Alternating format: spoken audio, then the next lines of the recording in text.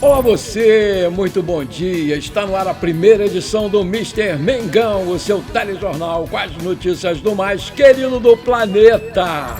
Se você malhou o Rossi, entra na fila, pega a senha e pede desculpas. O cara foi o herói do jogo. O Flamengo não joga bem, mas se classifica nos pênaltis para as semifinais da Libertadores e vai encarar o Racing da Argentina. O Flamengo busca a contratação de atacante de seleção de jornalista. Essas e outras você confere agora. Fica comigo até o final, porque aqui tem muito mais Flamengo pra você. Meus amigos e minhas amigas, muito bom dia! Olha a minha cara de felicidade com a nossa 7ª classificação para as semifinais da Libertadores. Cavalinho, cadê você, meu filho? Vem cá, meu garoto! Ai, tá todo alegre hoje, que maravilha! Fala, meu filho! Gostou do jogo de ontem? Você gostou? Gostei! É isso aí, moçada. O Flamengo é demais. O antes, vocês têm que engolir. Mas vamos combinar, né, Cavalinho? Com esse Flamengo tudo acontece, tudo é mais difícil. Fica comigo aqui quietinho, dando aquela força pro pai, para que esse sufoco todo, Cavalinho, me diz aí, a gente poderia ter decidido essa nossa classificação aqui no Maracanã, quando a gente amassou os caras, literalmente, com 9 minutos, a gente estava ganhando de 2-0, a gente tinha tudo, mas tudo para arrebentar, e fomos, infelizmente, garfados por uma arbitragem tendenciosa, safada e maligna. Mas o que importou mesmo foi a nossa classificação ontem, com ônibus apedrejado, foguetório de madrugada, a Argentina imitando macaco pra gente, mas tudo isso não adiantou nada, sabe por quê? Porque nós nos classificamos e colocamos mais 12 milhões dos nossos cofres e saímos de lá rindo da cara deles e comemorando mais uma vitória do Mengão. Apesar de eu ter achado que nós não jogamos bem, tá na cara que a gente não jogou bem, o individual de muitos jogadores esteve muito abaixo e por isso quem sofreu foi o coletivo. Fomos dominantes no primeiro tempo, com quase 60% de posse de bola, mas isso não ganha jogo, todo mundo sabe. Chutamos muito pouco novamente, o time não chuta, só o espanhol Saúl é que chutou 2 vezes de fora da área com perigo, né? Assustou aí o goleiro Muslera, o bom goleiro Muslera, que um desses chutes salvou com a pontinha dos dedos, colocando para escanteio, quase que o espanhol faz um golaço. E quando a gente estava dominando o jogo, éramos melhores em campo, os caras foram lá e numa bobeira incrível do Varela e uma falha também incrível do Rossi, os caras fizeram 1-0 e esse jogo aí levaria para os pênaltis, esse resultado, perdão. Eu não achei que foi frango do Rossi não, porque o cara mandou uma pedrada, uma bomba queima-roupa, mas o goleirão, como o Rossi, não pode tomar um gol desse. Ele teria que ter espalmado aquela bola, ele tentou, mas a bola passou no meio da cabeça dele. Né? Tinha que mandar para escanteio, mas futebol é assim mesmo, né, pessoal? O tal de Benedetti, o juiz apitou o final do jogo com o cara fazendo gol, cara. O cara saiu comemorando 1-0 para eles. O time voltou para o segundo tempo meio preguiçoso, tímido, sem intensidade, sem brilho e eu diria até sem aquela raça rubro-negra que faltou mesmo. Tinha que ter raça ali e não teve. Mas aos trancos e barrancos a gente conseguiu segurar a pressão deles até tomar o segundo gol. Ai, aí eu disse cá comigo, pronto, ferrou tudo. A vaca foi pro brejo com corda, bezerro e tudo, e logo bateu aquela sensação de desespero, aquela lembrança de eliminação, aquela agonia tomou conta de mim, mas com a ajuda do meu santinho lá, o São Judas Tadeu, que estava mais amassado na minha mão que passageiro do metrô na hora do rush aqui no Rio de Janeiro, e para o meu alívio, para minha alegria, como num passe de mágica, o lance do gol foi revisado pelo VAR que constatou que o tal de Benedetti, aquele que fez o primeiro gol na gente, estava milimetricamente, pentelesimamente impedido. Ai, que beleza! Aí eu saí pulando de alegria aqui em casa, fiz um maior carnaval, porque a gente tinha chances e ainda de ir para os pênaltis. Mas o sufoco continuou até o final, mas a gente aguentou firme. Eu achei, sinceramente, que o Felipe mexeu mal novamente, né? E não mexe legal. Ele tirou o Pedro para colocar Bruno Henrique. Ah, para com isso, vai morrer abraçado com o Bruno Henrique, ó, Felipe Luiz. Não fez nada, literalmente, novamente, né? Ele poderia ter posto o garoto Olacian, garoto bom, moleque arisco, junto ali com o Pedro, que é artilheiro. E como o Flamengo precisava desesperadamente fazer um gol para não deixar ir para os pênaltis, mesmo o Pedro não estando nas suas melhores noites, eu não teria tirado o artilheiro, porque ele decide um jogo. O Pedro é matador, Felipe Luiz. Não tira o Pedro, para com isso. O Rossi foi de vilão a herói do jogo e foi escolhido pela Conmebol merecidamente o melhor da partida, porque pegou 2 pênaltis e garantiu a nossa classificação, junto com o Jorginho, Luiz Araújo, o Carrascal e o Léo Pereira. Que pênalti que o Léo Pereira bateu, hein? Eu suei frio, meu Deus do céu. Foi lá na gaveta. Para com isso, Léo. Eles bateram muito bem as suas cobranças, né? Para o Rossi eu vou dar nota 9. Eu vou botar um 9 aí para o Rossi, porque decidiu a classificação. O Varela errou no primeiro gol, não esteve bem, apoiou muito pouco, nota 5. A dupla de zaga Léo Pereira e Léo Ortiz fez uma boa partida, uma partida impecável, nota 7,5 para eles. O Alexandre esteve muito discreto, voltou de contusão e não foi uma vez na linha de fundo sequer para cruzar, nota 5.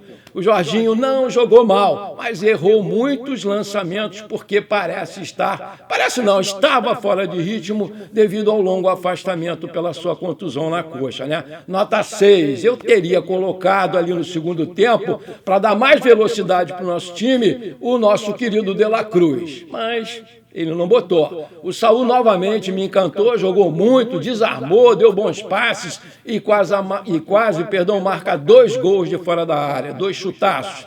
Para ele eu vou dar nota 8. O Arrascaeta foi muito bem marcado e não fez uma boa partida. Nota 5. Carrascal entrou no seu lugar, deu um passe de letra legal, mas também não fez muita coisa não. Entrou 73 minutos de jogo. A não ser o pênalti que ele bateu muito bem, obrigado. O Plata correu muito, marcou, mas não foi aquele Plata que a gente queria ver, né? Nota 5.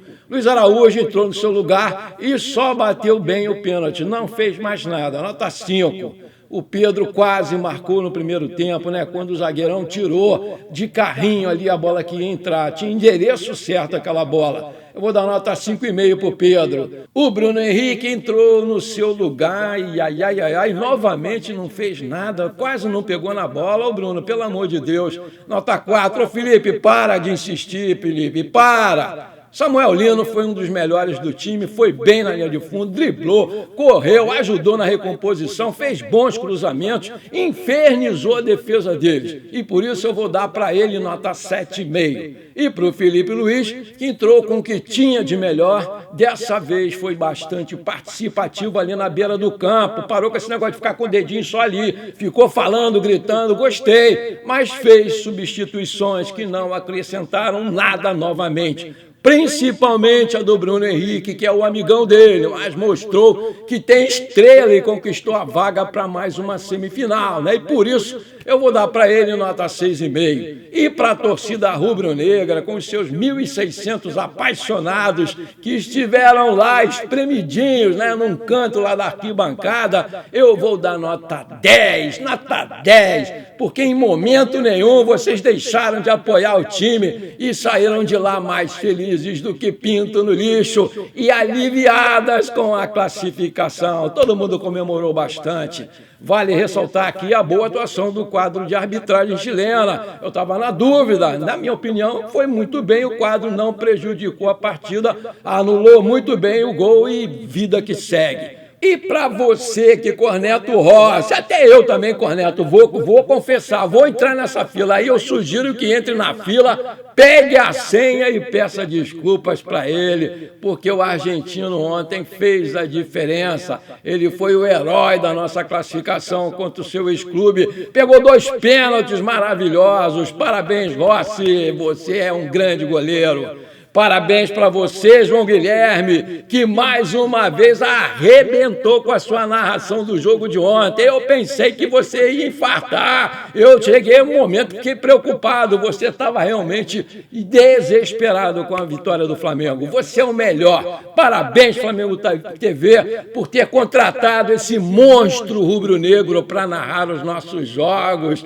João Guilherme, eu te amo, cara. E o nosso adversário da próxima fase vai ser outro osso duro de roer, né? Outro argentino, o Racing, que teoricamente é melhor do que o Estudiantes, mas não é melhor do que o nosso time de jeito nenhum. A gente vai massacrar eles aqui no Maracanã. Esses 2 jogos da semifinal vão acontecer primeiro no Maracanã, no dia 22 de outubro, e o segundo no dia 29 de outubro, lá na Argentina, no campo do Racing. E a nossa rapaziada, com certeza, tem todas as condições de chegar lá na final em Lima, no Peru, mas vai ter que melhorar bastante, vai ter que ter mais raça e mais sangue, vamos acreditar mais. Eu acredito, né? Vamos acreditar nesse negócio aí, não pode entrar como entrou ontem aí, todo mundo parecia que tinha comido uma feijoada, poxa. Alô, alô, antes podem guardar os secadores. Teve um bobalhão aqui, vizinho, soltou foguete na hora do gol dos caras. É um bobalhão, é vascaíno, porque o Mengão continua vivo rumo ao tetra da competição. Chupa essa! Domingo tem mais contra o Corinthians pelo Brasileiro na Arena Neoquímica, onde a gente vai mais uma vez defender a nossa liderança. Parabéns, Flamengo, pela classificação. Apesar de tudo, os cães ladram e a caravana passa, já dizia o meu querido Ibrahim Suede, que Deus o tenha. Eu estou mais feliz do que pinto no lixo. Salve Apolinho, pelas barbas do profeta. Salve Silvio Luiz, indivíduo competente. Esse Rossi, salve meu querido Valdir Amaral, ô saudade dessa galera. Maravilha, se você está curtindo esse programa, então não esquece, manda brasa agora no like para dar uma fortalecida no nosso canal. E se você ainda não é inscrito, bora lá, me ajuda aí, chama o teu vizinho, teu amigo, chama os caras para vir para o canal que a gente está precisando crescer. Vamos lá, aperta o botão de inscrever-se, aperta o sininho ali, ó, e pronto, valeu, ninguém segura a gente, muito obrigado. Com essa classificação espetacular de ontem, sofrida, mas espetacular, para as semifinais, o Flamengo garantiu mais 2,3 milhões de dólares, 12,3 milhões de reais em premiações no torneio e chegou no total de 50,2 milhões de reais ganhos até aqui. O clube garantiu 3 milhões de dólares, 16 milhões pela participação na fase de grupos, com mais 330 mil, 1.800.000 por vitória. Como venceu os 3 jogos da primeira fase, somou 5,4 milhões de reais. O avanço para as oitavas de final rendeu ao rubro-negro mais 1,25 milhão de dólares, 6,8 milhões de reais, que ganhou ainda mais 1,7 milhão, 9,3 milhões com a vaga nas quartas. Com a classificação para essa semifinal, o Mengão alcançou a meta estabelecida pela diretoria. E se chegar à final, o Flamengo vai encher ainda mais os seus cofres. A premiação para o vice-campeão é de 7 milhões de dólares, 37,5 milhões de reais. Enquanto para o campeão da Libertadores vai ser de 24 milhões de dólares, 128,8 milhões de reais. O Flamengo está classificado para as semifinais da Copa Libertadores, depois de eliminar ontem o Estudiantes nos pênaltis lá na Argentina, naquele alçapão, que aquilo ali é um alçapão. Agustín Rossi foi o grande herói da partida e teve o seu nome enaltecido pelo clube nas redes sociais.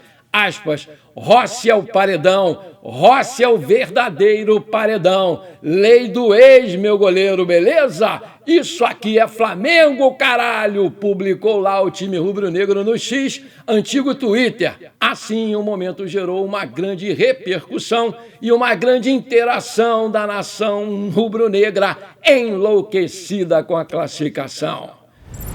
O mercado de transferências está fechado, todo mundo sabe, né? Porém, movimentações estão sendo especuladas nos bastidores da Gávea. Segundo o jornalista Ekren Connor, o Flamengo está de olho vivo na situação do atacante ex-seleção brasileira Gabriel Jesus. Segundo informações divulgadas pelo jornalista, o Mengão está de olho numa possível transferência do atacante em janeiro de 2026. Ele não está bem lá, quer vir embora para o Brasil, né? O Arsenal da Inglaterra, que é o dono dos direitos econômicos aí do Gabriel Jesus, já se mostrou favorável para uma negociação do centroavante.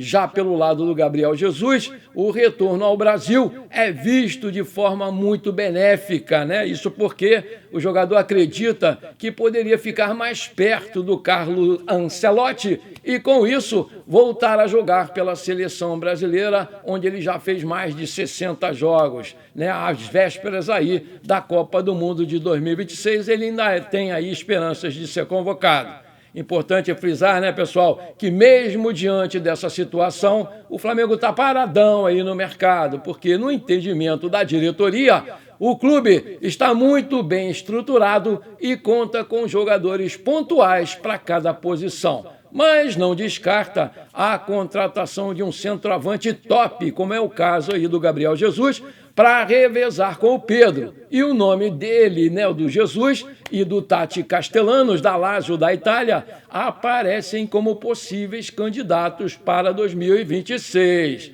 Aí eu te pergunto, você gostaria de ver qual dos dois aí com a camisa do Flamengo em 2026? Ou você teria um outro nome aí para indicar? Coloca aí que eu quero saber.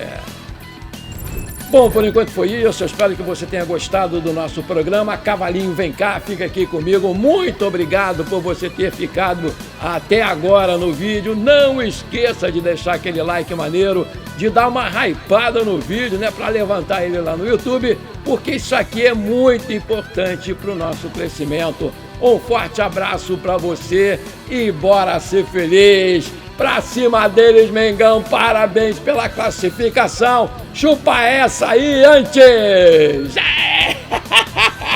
Garoto!